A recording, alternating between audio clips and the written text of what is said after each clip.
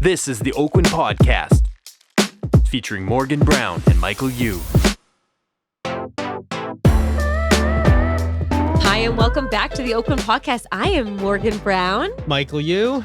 And I'm the podfather. And we had to do a second part 2 because we had a special guest. And plus, Robin just has such good information. Thank you. Welcome back, Robin Bardon. Thank you again for having me. That's the Oprah entrance. Robin! Very Oprah. I've been listening to a lot of Oprah. I've been listening to a lot of Deepak Chopra lately, like the last 2 days. Do you have any good impressions, Robin? Do you do any good impressions? I'm not really an impressions guy. No. How about the movie guy? I make good impressions. Featuring Robin Bardon. That's the movie guy. Robin. We were just talking a little bit about your team and a little bit about you as an agent and some tips to the open houses and some marketing. What are some exciting kind of things on the horizon for you? Yeah, in kind crystal of ball crystal ball stuff. Yeah, Crystal ball general? Crystal ball personal? both. Okay, You can throw it in. exciting things on the horizon. I'm building a house. Ooh. Whoa. That's pretty exciting. Where? It's Main and 28th. Oh, nice. He's in the pocket. Yeah, it's- that's a pocket. It's That's very pocket. much in the pocket. I made some sacrifices on the lot that I bought to be in the pocket, but I'm happy that I made them. I think I am. I don't live there yet. Right. And knowing the city of Vancouver, I might not until I'm in my 50s. But I'm very excited about it. And although I've gone through this process with lots of clients, it's very different being on this side of it. Yeah. Much like you can sell 100 houses for your clients and you can buy 100 houses for your clients, but when you do it yourself, it's always different. I think Morgan and I have had this conversation. Sometimes we're our own worst clients. We are. Yes. Like you find yourself nitpicking over something silly and you're like, God, I would tell my clients to just shut up and sign at this point. You know what someone told me? Out of context, that sounds bad. Shut up and sign. I don't know about you guys, but I think that when That could be a good tagline. Robin Bardon. Bardon and Associates Real Estate, where I just tell you to shut up and sign. That is so. Well, I do think that one You of have a better movie guy than me. Oh, shoot, I did the movie guy. one of my biggest mentors told me that if you think it's a good idea, just go with it and don't just like nitpick it. Like just don't double think it. If your gut reaction to it is just go for it, right? Do you think that's true? Certainly some analysis is good, but there is a fine line between reasonable analysis to make a well-informed decision and over-analysis where you're probably going to talk yourself out of making that good decision. Yes. There's I'm this doing that line lately. I'm crossing. And I'm very comfortable telling my clients that too. When I'm like, okay, up to this point, that was really good inquiry. That's important questions to have answered. I really want you to be well-informed. I want you to be comfortable. But past this point, you're probably overthinking. Happy to answer, this and this and this. But if these are things that you're really thinking about, maybe you're questioning the entire decision. And Yes. that's something that you should think about. Like, are you going so in depth here because you're trying to find a problem because you don't actually want to buy this property? If that's the case, let's find something else. I don't want to sell you something you don't want. No. Right. So that's here on the horizon. That is. Anyway, building the house. Do you do, Yeah, so do are you you do in the- visual like dream like board like you've been to my house? You see my he's always like looking at my Your vision all my board? vision boards are everywhere and I have chants and mantras and Robin's like, ooh, let me just see if we're at the same place in our lives. Sexy broads and bikinis with six packs, and I'm like, Just is that wanna what you know. want to be? That's what I'm saying. But yeah, no, but do you do that or are you like goal like Mike puts it on a piece of paper and it's sticking with it? I do have very boring text goals. I set monthly goals, yearly goals, and then 5-year plans, and then I reassess them on frequent intervals. Right. I actually haven't vision boarded in a couple of years, and I miss it because when I had my vision board sitting in front of me on my desk, it's kind of silly. It's you're like scrapbooking, right? Yeah. Right. Except instead of cutting up You just magazines, virtually- you just print a bunch of Yeah. shit. off Yours the had internet. crochet on it. I did actually crochet. I had like a home sweet home crochet. Yeah, And now I'm building the house. There you go. That came true.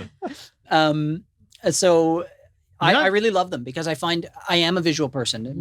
It goes back to our episode 1 where I was talking about how I use Excel spreadsheets and I even print them off and I like highlighting stuff and putting check marks beside it and I have a whiteboard that I use daily and update daily with the people that I'm dealing with and who I need to call and what I need to do.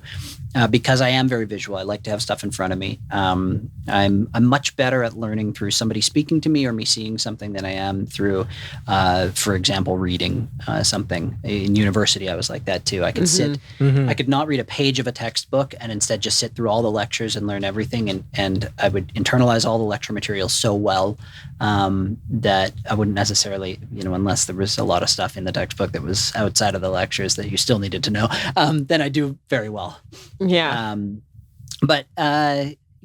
So House.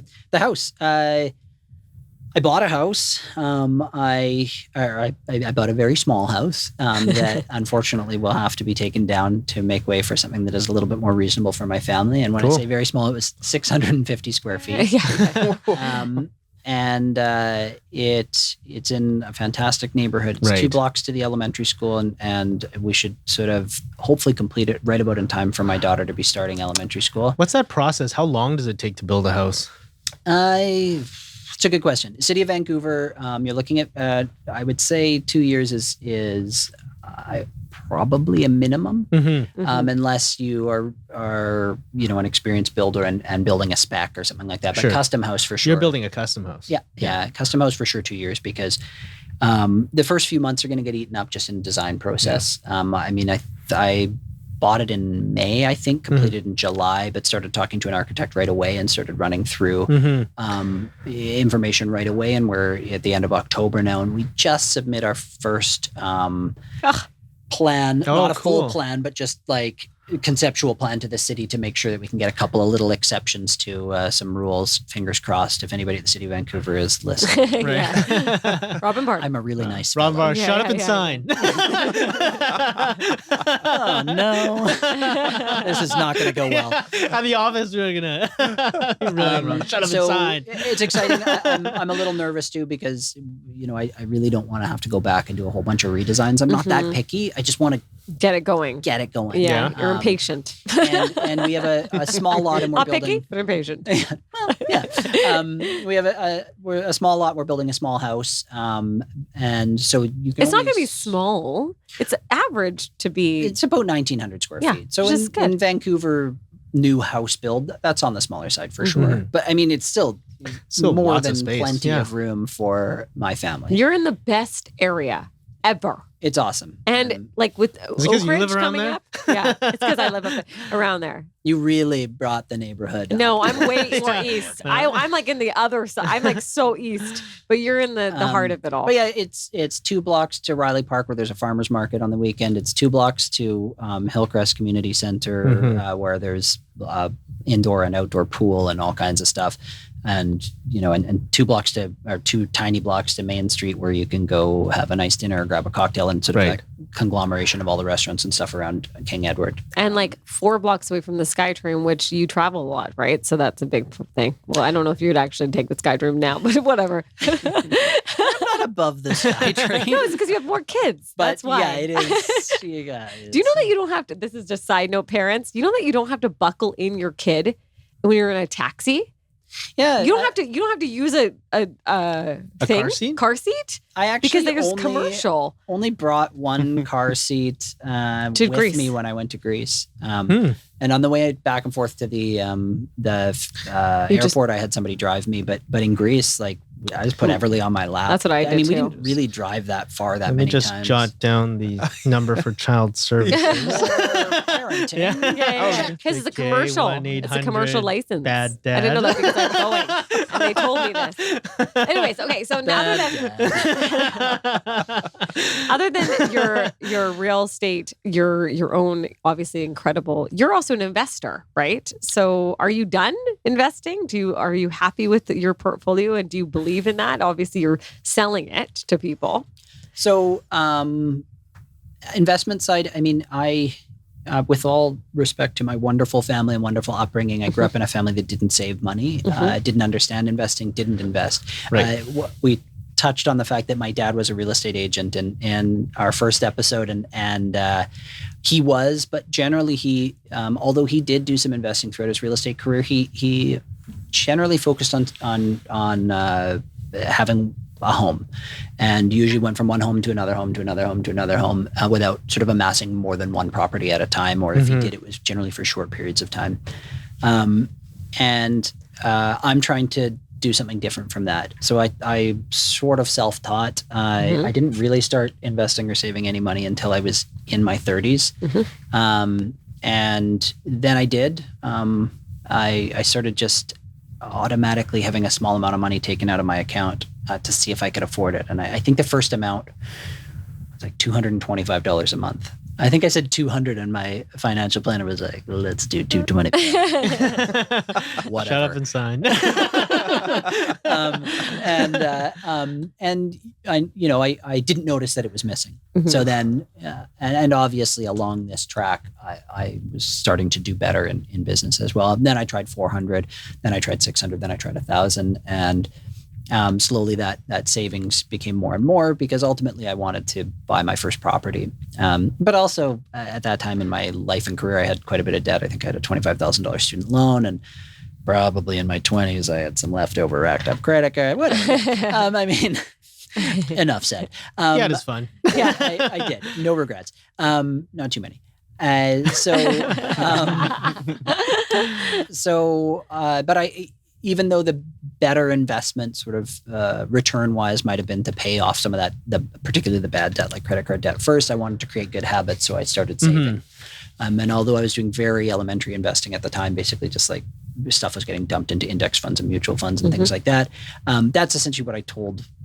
I basically just told the financial planner, like, I just want this out of my reach. Because if it's in my reach, I don't want to see it. I'm probably going to spend it. But because there's these extra sort of 3 steps to get it, like I have to call you and then I have to wait 3 days, like a cooling off period, then I'm probably less likely to dick it away. Is that the technical economical term? It is, yeah. Yes. I think I learned that at Harvard Business School. So anyway, I saved a lot. I Just jot that down. I Don't took some dick it risks. away.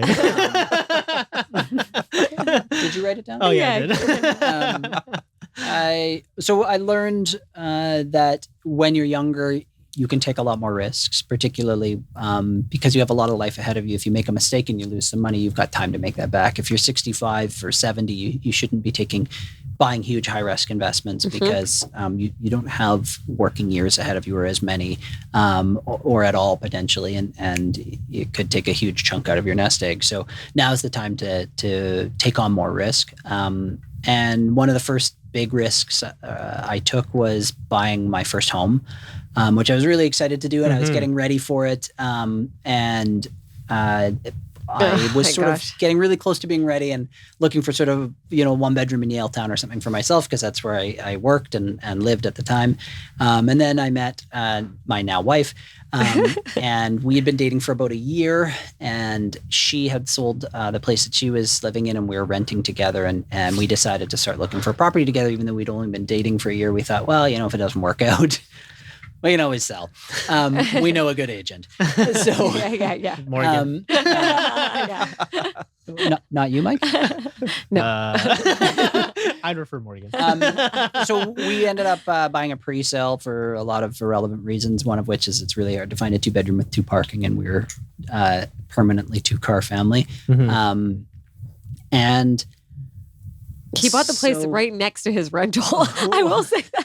We did buy a place right next to where we were renting. Yeah. But we bought a place that was fantastic. And when I wrote the offer on it, or when I decided I wanted to do it, I talked to my mortgage broker that I worked with and referred to my clients. And he looked at my mortgage file and said, you qualify for a mortgage of $30,000. And I was like, sweet, an economy car. And he was like, you shouldn't be buying a pre-sale that's completing in a year. And I said, well, that gives me a year to get where I need to be. How do I get there? And so he said, you have to pay off your student loan. You have to pay off all your credit cards. You have to improve your credit score a little bit. And you have to save up the down payment, which you clearly don't have. So I think that we needed to put, I think it was 10% down to hold it, where it's more commonly 20. And my wife had sold her previous condo in Richmond and had $30,000 for the first 5%. And then I had 6 months to come up with the other 30 that I had zero of. Isn't that amazing? Wow. And if I didn't come up with it in that time, then she would have lost She her would have lost deposit. her deposit. Oh my. So I put the pressure on. And Morgan and I both attest to pressure being a good thing. Yes. Sometimes Wow. we used to always, when we had a stagnant time in our career, we'd like go out and buy a something car or stupid. buy something stupid. And then you're like, God, Wait now a I don't have any second. money. I really need to work. I call Robin and be like, well, guess I have to make some more money. So that's what I did, and it worked. The pressure was there. I knew that it would be pretty detrimental to my relationship if I caused my wife to lose her deposit. Not wife at the time, girlfriend. So anyway, I came up with the $30,000, and I managed to do all the repairs to my financial situation that were necessary over the following year. We qualified months. for the mortgage together. We bought it, and actually still live in that condo today. That was we bought it pre-sale in 2014, completed in 2015. And now he has two kids in the house. And now our 2 bedrooms. now our 800 square foot 2-bedroom I live in with 2 kids and a dog and my wife, and occasionally our nanny. So yeah. it's a busy place. Yeah. But that was a big risk that I took at Wow. that time, and it paid off huge. I think we paid $635 for the property. It's now worth probably close to 1.1, 2. maybe 1.2. Yeah. I would say that that's aggressive, but. I like to shoot for the stars. You know? What can I say? So ultimately, that's great tax-free earnings because it's a primary residence. Now I've got equity there that I can move to the home that we're now building. That's amazing. But in the interim, I wanted to build an investment portfolio, and I was very keen to almost exclusively invest in real estate because I just seen so many of my clients do well in real estate. So many people over the years do well in real estate. And even just looking at historical real estate values, it seemed like not a guaranteed way. I'm loath to say that, but a very good way to build wealth. Are you buying Bitcoin now? I do have some money in crypto. Yeah, I know everyone's talking about this. so Sorry, fun. now I'm just talking to. I know. So at that time, I was very keen on real estate investing exclusively. So I shortly thereafter, right after we moved into our home the following year, I bought my first investment property. There's a condo in Victoria in an area that's actually zoned for Airbnb rentals, which is a rare thing. It's not like our regulations in Vancouver. This can be an exclusive Airbnb. It doesn't have to be your primary residence. And I like the idea of that because the income potential is substantially higher. Right. So it's fully managed and it does very well. Right from day one, I spent a couple of weeks with one of my friends who had a passion for design, shopping on Craigslist and various other places to furnish it. And then we rented a moving truck, brought it all over, furnished it in a day, and then I never saw it again for 4 years. Yeah. I stayed in it. It's great. Morgan stayed. And I was like, I don't know if it was Fairmonty enough for Morgan, but you know. there might have been some comments that involved the word rustic, which is certainly not a comment I've ever had. I said cozy. I don't know. Anyways, it's not rustic. It is lovely. It's lovely. And It's I lovely. legitimately It's a never great- saw it again for 4 years, but it was an income earner for me. Yeah. And until COVID, when everybody canceled all their reservations and we were bored, locked down in our condo, and we decided maybe we should just be locked down in our other condo for a bit to change the scenery. Yes. And I realized I really love it. So we now spend some time there now and then. Cool. It's great. And Great location. ultimately, it went up in value. Not a ton. Victoria condo market is not as sought after as the Vancouver one, but I did buy right after a big increase in the Vancouver market, where the Victoria market usually follows to some extent. And in that case, I was right, and it went up a little bit, about 25%, which is more than a little bit. But Right. but I mean, it also, like I said, it positive cash flow. So it's been a great one. So house, investment portfolio, anything else that's a kind of up on the... Well, once I started my career moved on, I decided that although real estate's a thing I know best and I enjoy investing in it, I diversified. So now I also invest in the market a lot. And as a hobby, it was kind of fun for me. It also sort of satisfies like a gambler. need to gamble. I mean, I know you're a yes. gambler. it's much better than gambling, but ultimately it is gambling. And it kind of satisfied that sort of more immediate need. When I was in university, I worked at casinos as a dealer and a pit boss, and just seeing all of Why it. aren't I calling him pit boss? Like, I don't know. Like, wait a second. Why am I not calling him a pit boss? So it's exciting for me. So I learned the hard way when I first started playing with the markets, and probably lost a bunch of money, but learned some good lessons. And now most of my money is managed by a professional because I don't really have the time to or inclination to be as good at it as they are. But I still play with some myself, and You're way better than I am. it's been good. And then as I do well in there, I take some money out and continue to buy real estate. So now I think I've got my condo and my house, which will soon be torn down, and just put a deposit down on another pre-sale. I have another townhouse and the condo in Victoria. That's amazing. I'm behind. What can I say, guys? I actually... He's always giving me the... You're not behind, Morgan. You're way ahead I'm just of me. joking. I'm just joking. I'm so happy. That's a very cool thing for people to hear, especially from hearing... Yeah, from a where he journey was. from where you were, like couch surfing. It wasn't that long ago, though. In a beige Camry. Yeah. But I mean, even before I bought my first property, that was only 7 years ago. Yeah. 7 years ago, I had to get myself out of debt and increase my credit rating to qualify for my first $600,000 mortgage. And now I own 5 different places. That's crazy. And I can't believe building a house that ultimately will probably have a value of 3.6 to 3.8. I mean, that would be cool, but it's 1,900 square feet. So let's say 3.2 would be aggressive. Well, I'm just saying when you're going to sell, which is going to be like a long time from now. We'll see.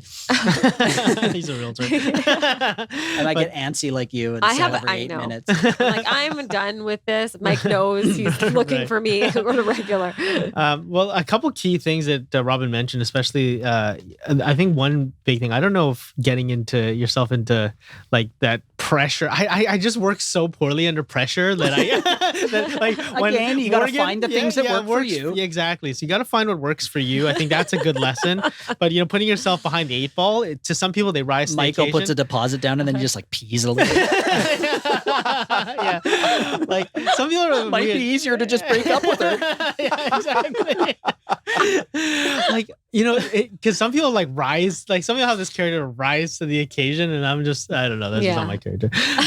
But it's good to kind of know yourself and what works for you. But a second thing that you really that really stuck out to me was the element of like building like a consistent behavior, a consistent habit, doing that, even that $200, and even if it's like $20, it doesn't matter what it is. Matter. It's whatever you can be comfortable with, and then push that limit a bit, and find it, and become more comfortable with more. Right. Because this is it's like 101 investing from like your most elementary financial planner, but the power of compound interest is massive. Right. The sooner you start investing, no matter how much it is, the better you're going to do. Yeah. You don't even have to make a good return to make a good amount of money over time. You don't have to invest a lot.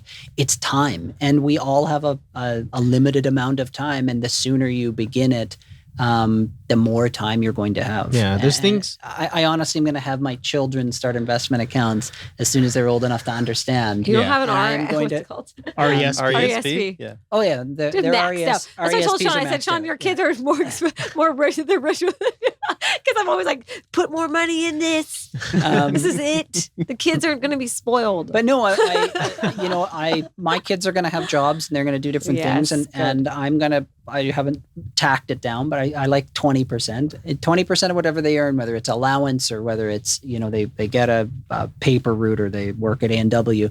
20% of what they earn is going to go into an investment account that they're going to have to learn how it works. And from the moment they start working, I want to build those ideals into them because they're ultimately going to be more comfortable financially in their lives as a result. And finances cause some of the biggest stresses in people's lives. And if you can take that factor away, you can, or make it easier, it'll free up a lot of energy. money doesn't buy happiness, but it Makes it a lot more certainly easier. makes more room for it. Yeah. Mm-hmm. That's what that guy Ed said. He said, money doesn't buy happiness, but it definitely makes you enjoy it. Like your life a little bit, and that kind of leads You don't into have to be rich to be happy No. by any stretch. But if you are constantly thinking about money because you don't have any, Yeah. it will get in the this is way a good of- this is a good of- question for Mhm. Robin Mhm. is what motivates you? I think there's a lot of people that I just was listening to another podcast from a realtor and they said that they were always told they couldn't do it. And that's what motivates them. They don't want to show people like that. This is what I, I did it. You know what I mean? I honestly, what like, is that? In That- your face. That probably plays a bit of a role. Okay, a little bit. I'm not really proud of that. No, you're honest. But it plays a little bit of a role. Not so much now, but probably earlier in my career it did. Okay. And I don't really care. Did people I mean, ever my tell you motivations have certainly that you- changed over time. that you couldn't do it? I mean, I got picked on in high school. Yeah. Okay. But no, I mean, I guess I don't think anybody's ever really told me that I couldn't do it so much. But I don't. Maybe I needed to prove something to myself. Yeah. I like the feeling of success. Okay, I'm that's certainly yeah. motivated by that. I like knowing that I'm doing something well, Mm-hmm. and that I have a skill that's sought after to some extent. But I guess like my motivations have changed a lot now. Like I just love the idea of providing a good life for my family. Mm-hmm. And although honestly, even from a young age or younger age in my career, that was something I thought about. It's just like, I knew that there is, I don't know, I wanted things other kids had when I was little. And my family never really had a lot of money, although I had a wonderful upbringing. I was super happy and I did most of the things I wanted. I mean, I think that to some extent, we all still want for things that we don't have. And I just wanted to be able to Provide that to my family and to have a secure future and not have to worry about some of the stuff that my family worried about. I know my parents, they built a house with their bare hands. Our first house on Salt Spring Island. They lived in Victoria. This is a ridiculous story, but they came over to Salt Spring Island for a picnic, and they ended up buying a lot before they left that day to build on. And they were just like, you know what? We love coming over here. Let's move here. You know, my dad was a real estate agent in Victoria at the time. He's like, I can commute by ferry. Lots of people commuted off Right. Salt Spring by ferry. It sounds insane to me, but and they did. And they actually they volunteered to tear down people's houses in Victoria, reclaimed lumber and wood, and trucked it all over to Salt Spring and built a lot of it with recycled materials. Wow. Absolutely beautiful home. And then when the interest rate skyrocketed in the 80s, they lost it. And that's something that's like stuck with me because I remember like, I mean, I was 4, I think, when we moved, but I have distinct memories of like the stress in our house. Yeah. I have distinct memories of, I mean, I don't know if I was that sad at the time because I didn't understand, but it was such a beautiful home and property. And I had so many great times there. And then we were moving to something that I didn't know. And I just thought, I think that's probably stuck with me to some extent, and that I don't want to be in a situation like that. We're cut from the same cloth, Robin. But yeah, that's a huge thing that I like. Because I think my parents were sad about it You're for sad about years, it, yeah. years and years You and felt years. it. And Yeah. it's and I think that even though I didn't really understand the breadth of it at the time, I recognized some aspects of that they never were really satisfied with where we lived afterwards. I didn't care. I actually went back to our home right before the home that I spent most of my childhood in right before my mom sold it a number of years back. And I remember looking at it and being like, whoa, this is a dump. Right? But like growing up there, I loved it. I didn't care. It made no difference to me. No. Obviously, my experience has changed. What I'm used to has changed. I mean, I'm still down to earth and an island person at heart, but I've been exposed to a lot of different things That's now, great. which changed my outlook on it. It also looks a lot smaller once you get bigger. Isn't it weird when you provide something for your kids? Because we all of us, other than my dear here, had a child this year, right? Everyone had Yeah. obviously all of us had a COVID babies. but it's funny how you Seemed like something provide. to do. Yeah. exactly. Whatever. You provide Bring like a a- life into the world. Whatever. You provide a whole different Pass the time. future for your kids, right? Like my son's birthday was yesterday, or a couple days ago. Right. And Nice. he Happy birthday, birthday, Quinn. Indy Panchy. and Sean wants to know what Indy Panchy is, other than the agent. He was like, "What is this? What is this Indy Panchy?" I don't have a clue what you I guys don't are know talking what he's about. talking about. All right, here's a quick story about Morgan's, although this is all about Robin. But this is a quick story about Morgan's son. So Morgan was naming her son, and I was trying to convince her Yes. to name him after me. But, but Michael Lee Browne. Right. Right. Yeah.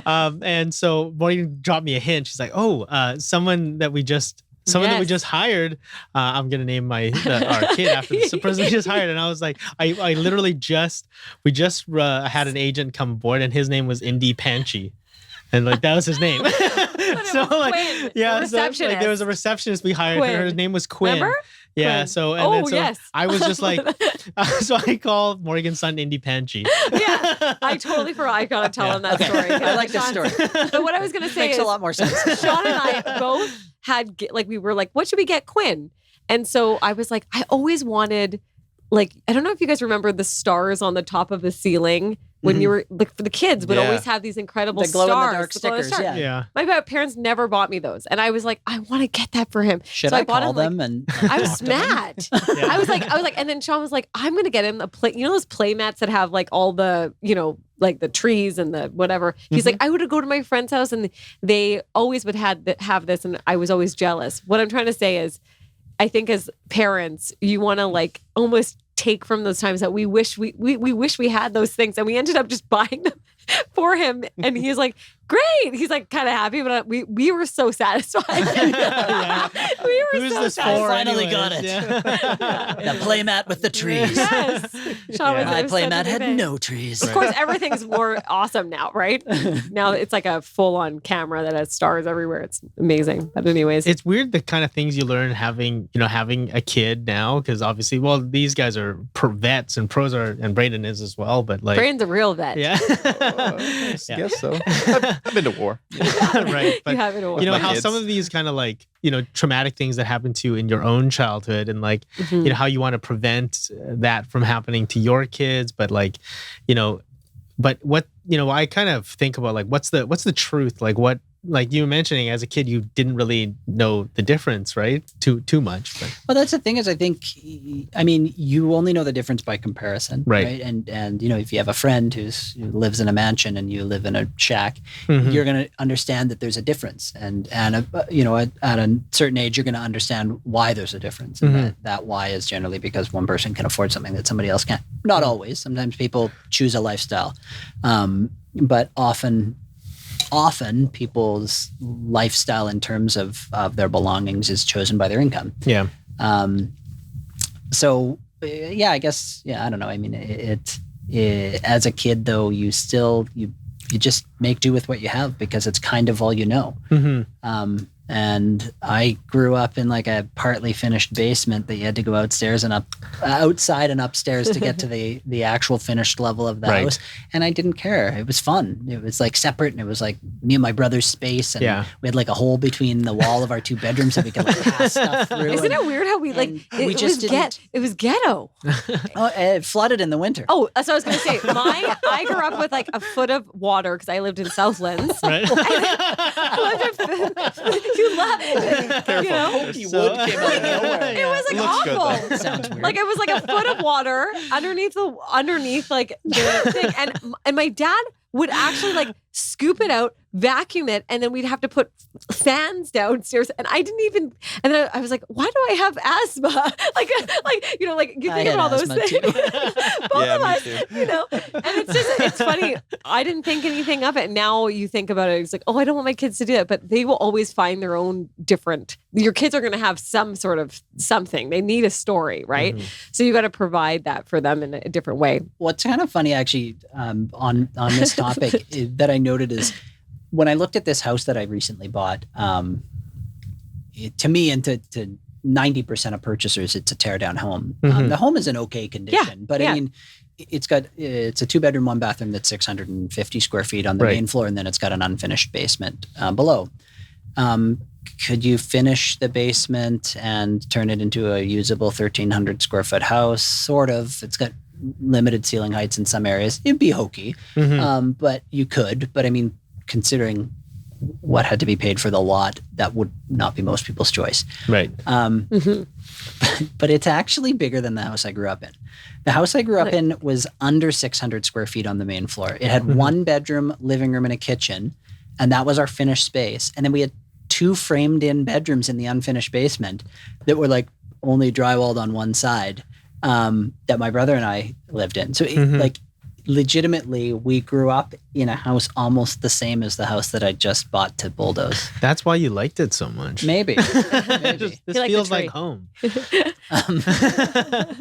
But Maybe really, that's what it is. it's Yeah. being grateful, and that's one thing that you're Yeah. setting a very big I tone think of. for Yeah. for me, because I think I know we're Robin and Morgan and I, we go way back. We're buddies, but we all kind of face the same thing. Having some of that stuff, and I think for me, I've just come to realize that it wasn't really about the the financial aspects of things with my family, but it was about the arguments and the fighting and kind of stuff that we the negative. the between my folks, the stuff that we saw, and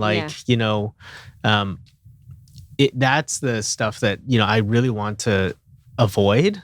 So and to try to really have that solid family in the relationship, because that's the stuff that hurts the most as a kid. Do you know as a what's- kid, you don't really care where you live. You know what they say? That's the thing is, it's Yeah. like if you take worrying about finances out of the equation, you can worry about more important things. Yeah, totally. I think that's what I was trying to say. I might not have been super clear, but it's like it's such a big worry for so Yeah, many it people. is. If you take that out of the equation, you can worry about much more important stuff. Right. And there's such great tools and ways to do that. And we were talking about it a little bit to go off on a bit of a tangent, but like this, and I do the same thing as well as Robin, having this automatic deduction. So, it creates a good financial habit, for us agents. A lot of us are like living on Instagram, living on social media, and they're seeing these agents driving Lamborghinis and all this crazy stuff. And, which is John. Just like, yeah, we'll leave that name out. so I see you on TikTok every day. Mike's And- like, stop sending me these. I love his TikToks. yeah, I know. like- Mike's like, okay, Anyways. well, I'm happy for people if that's their happiness, if that's what gives them joy and that what gives them fulfillment. Is it their happiness? Well, clearly, Okay, whatever. and that's their thing. And so, and I actually encourage you should fulfill your passions, feel fulfilled in that way. But creating these great habits and these small things, even if I've been doing this for quite a long time in terms of having a small deduction coming out of my account every single month to start slowly filling your RRSP, start filling your TFSA. Just start with that kind of stuff first and get it going, and then really looking at your mortgage and topping up a little bit of the, changing it from monthly to weekly payments.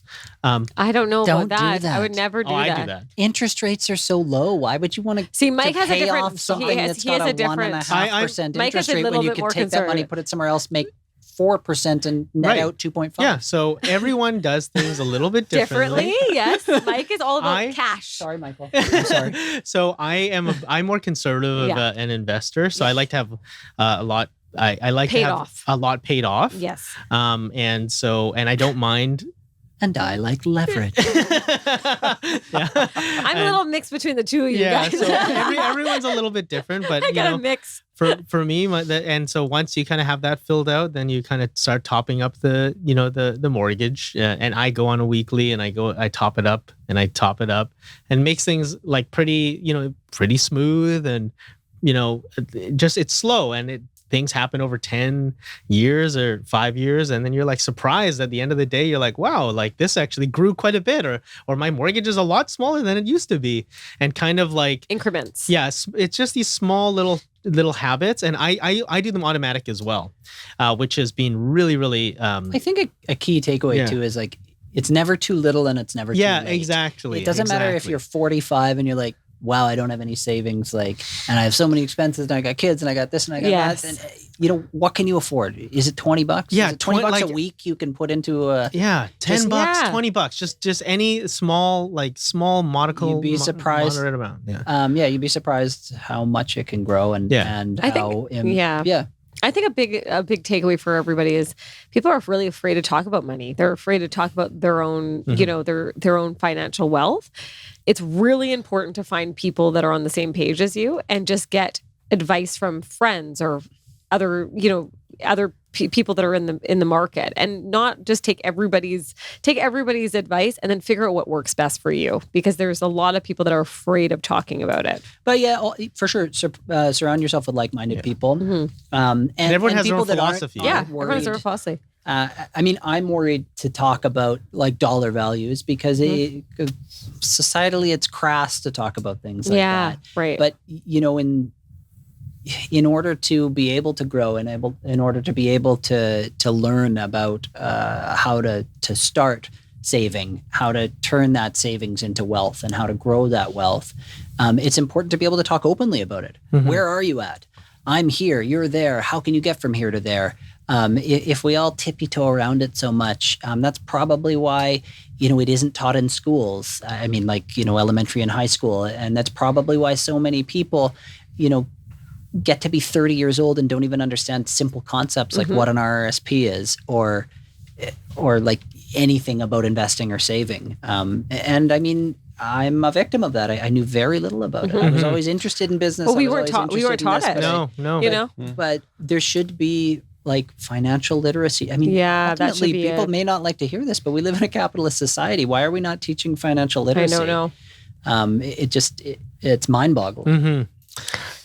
I was gonna say, it's funny how you talk about money and like you're like, and everyone's talking about money and how it's creating freedom. But I truly believe like the biggest gift to yourself and to your family is time. And I think that's what equates with having some financial wealth is time, right? Time to be with your family, to be with your friends. Yeah, it gives you more options. Yeah. Obviously, I think that's what it is. And I was like, Pri and I were kind of talking with, about how we want to bring up Soph. And it's not really like we want her to be exactly like this. We want to be like a little bit of it was at the start. You want them to have the freedom to be what they want. Yeah, exactly. So it's just, we talked about like a big thing is just giving her a lot of options and also giving ourselves options too. So if like, so she can find her passion. Find her own exactly. way. Yeah, find her own way. Like, and then she gets to decide what she wants to do, and she's not restricted or limited by, whether that's, not having enough support and time from us or not having, just a lot of those things, and also options for us too, to like, let's say, I break my leg or something like that. It's not going to be the, the End all be all. It's going to be okay, right? Yeah. So like, Because you'll just keep walking on it and working anyway. I've seen you do it. Yeah, exactly. Yeah. That's already happened, Mike. Like, hey, Mike, aren't you supposed to be on crutches? And he's like, I'm walking it off. Yeah. That's how long we've been working together. Robin's seen me like tough it out. Well, Yeah. I think those are really great things. And if there's any note that you can give an agent, it sounds like saving, finding some people around you that can speak to that and also just kind of create your financial wealth. Yeah, that and you way. gotta have your own philosophies, right? So some people like I like to, and we can talk about this another time, but I always like to separate into buckets, like low risk, high risk, Yeah. and kind of like making sure to like what Cover all your allocations bases. you're gonna have for yourself in the long term, and kind of making it building a structure that what's gonna work for you, for your own long term future. So everyone does things a little bit differently, right? Mine is find something you enjoy and just spend money. I'm going to Hawaii Get next behind the week. 8 I'm ball. gone. Just You are joking. going to Hawaii. Yes, I Yeah, am. you are. So excited, guys. You guys know that's my happy place. It's It my is. happy place. I'm going to create some great things while I'm there. But no, and really enjoy your life. Again, like it's about spending those times with your loved ones and doing things you love, which is important. I think all of us have that in common, which is a love of real estate, love of people. You've continued, Robin, with this career for this long. What is on the horizon for you in the business? On what can people see from Robin Bardon and maybe his potential, team or group? Or I mean, I don't my aspirations and goals change all the time, but I don't really have aspirations to lead a massive team of real estate agents. I like the personal nature of my team. I like that we all sit in an office together. We can all have conversations and make jokes. We get along. And it's the camaraderie is a really important part of it. It always has been in business, even before I had a team. I like working out of an office because I like being around people, because I am a social person. And you know, some people, when their spouse goes out of town on a trip or something like that without them, they're like, oh, some alone time. I can just like watch a Netflix show or read a book or sit on my own. The first thing I think is like, who can I invite over? Like, some people around here. There's no people here now. I mean, I think for me, my team is probably not done growing, but getting close. Good. Yeah. I might add 1, maybe 2 people to it in the future. Although I think that I'm really in a good place right now. I'm really happy to just grow my team in a more metaphorical sense. So grow our skills, grow our cooperation, and grow our business rather than actually growing it in number of people. Sure. What are some of my goals? Honestly, I'm really content with where my growth is, business, number of deals, income wise. What I really want to work on is the success of my team members now. I really want to see them hit their goals, and I know that we can do that. And I know that it's further going to benefit me, but I'm really keen because I remember myself when I was in their place, and I just, I know so much more than I did when I was in the place they are. Sure. And I just want to help people now. I really love the idea of that. I mean, I always, you know me, Mike, I've always had an open door, and I like answering questions and being an unnamed, unlicensed managing broker. But now, you know, I've got people that are working hard for me every day, and I want to give back to them, and I want to make sure that they are making goals and crushing them. So turning back time, so you're in that place where you're either just getting started or kind of in that or in that transition. I'm so tired. So like what would you do differently? What would be the most important and high priority things for you? I mean, if you were to make some changes business-wise, yeah. I mean, one of my biggest mistakes probably was not respecting my database from earlier in my career. 80% of my business, or 82% of my business now, comes from, I think as we discussed maybe in the first episode, from repeat customers, referrals from various sources. That makes up a huge percentage of my business. If I dropped off everything else that I do, I'd still be making probably somewhere around 80 to 85% of the income that I make. But I didn't really recognize the power of my own database until much later in my career. And I think that I should have learned how to use a CRM properly instead of improperly. And I'm really focused on the people that I already know more than the people that are cold leads and that I don't know right from the start. So that would be one of my big ones. And I think, like I had said previously as well, is just that I didn't treat my business like a business. I treated it like a job and flew by the seat of my pants and didn't do any kind of business planning or analysis or anything. When I was early in my career, I'd had either better mentorship or some better business training, I probably would have known those things or thought of them sooner. And then I might be retired now. I mean, really the first 5 years of my career, things just kind of stayed status quo. I didn't save any money. I didn't make any investments.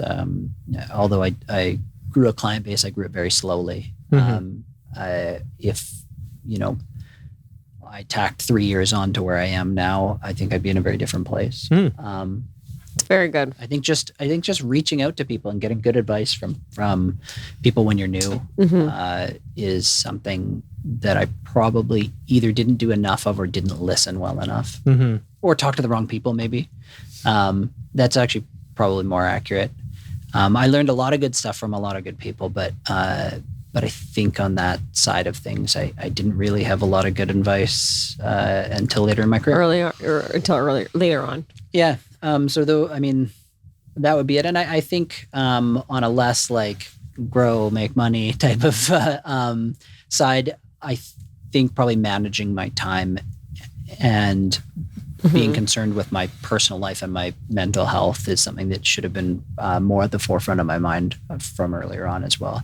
Because when I started to get really busy, it was exciting and it was awesome. But I embraced it very hard and worked harder and harder and longer. And there were a couple of times where I was pretty burnt and it affected my personal life and my health in general. And like I think I joked in our earlier episode as well about not going to the gym much.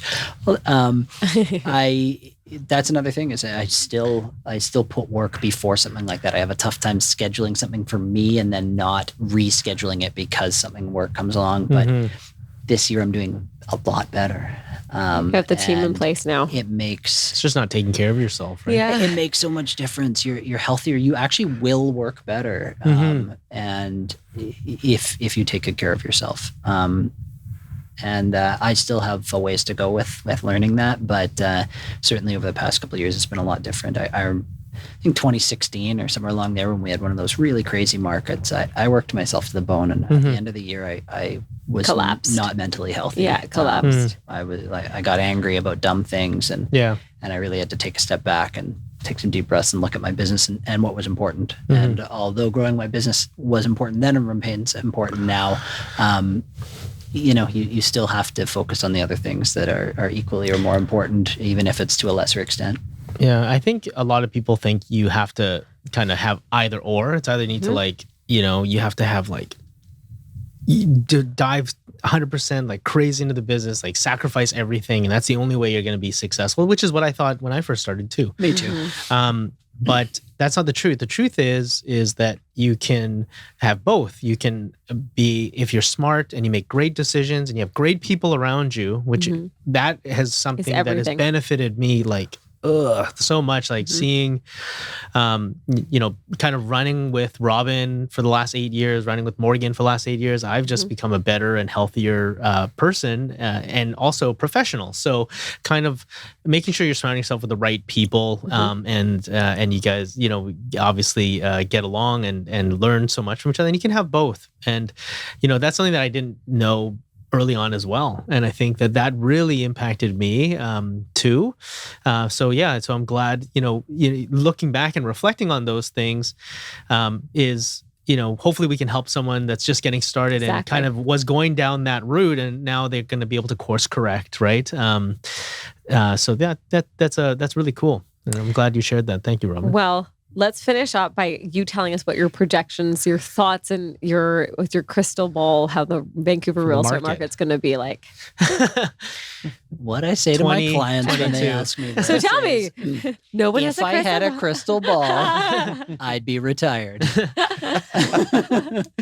Any projections of we're leading into the winter in Vancouver market? Any thoughts on that? I mean, you get these questions all the time, Morgan. That's as broad a question as you can possibly ask. And I'll give you a broad answer. Okay. I think that we've got an interesting market right now, and it's been.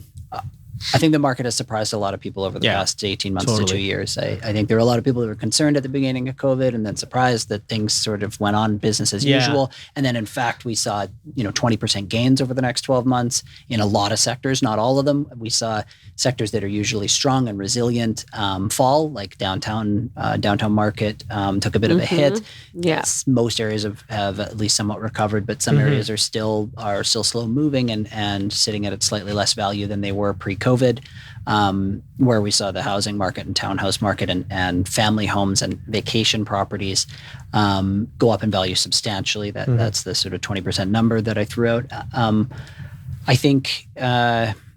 I think that we'll see a natural slowdown through Christmas. I think there are a lot of tired people out there, and through the winter months and that season, we generally see a bit of a slowdown. Less people want to put their property on the market and have strangers in their homes. People want to take vacations and or spend time with family.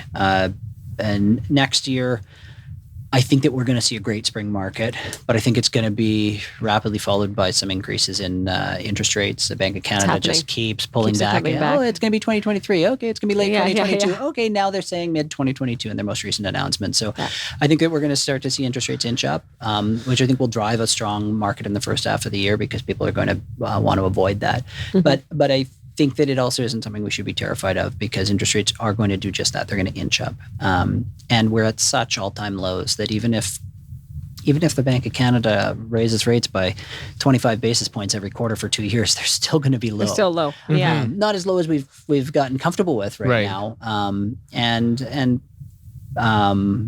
But they'll still be historically low and will it affect the market? Probably to some extent, but I don't think it's going to be detrimental. There will probably be some slowing through the second half of next year, I think. But I would say overall, relatively consistent.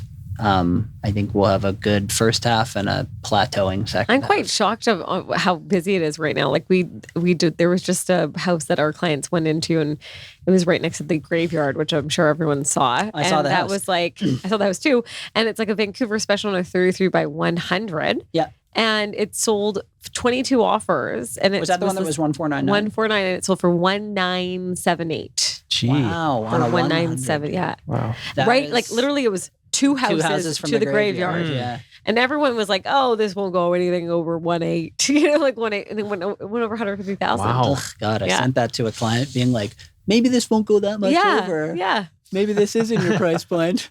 yeah. I But have to it's send a sad email. very, yeah. I said, give them a call because I think that was a really telling story of where the market is and how there's just nothing available. Well, certainly, particularly when it comes to single family homes, I think that we are still seeing a major shortage in supply. Yeah, Right. And well, that's going to stay consistent in Vancouver, right? Like they're not going to replicate more houses. Yeah, that's it. There's no more Vancouver. hold Yeah. your homes. Sorry, don't hold your homes, please.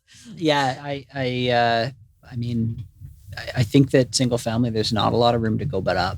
Yeah. But I mean, they've got to Especially in the address long term. density at some Yeah. point. Well, they're trying to obviously with the all the lots being duplex lots now, and They should have they're- increased density with that. They not should just increase- yeah.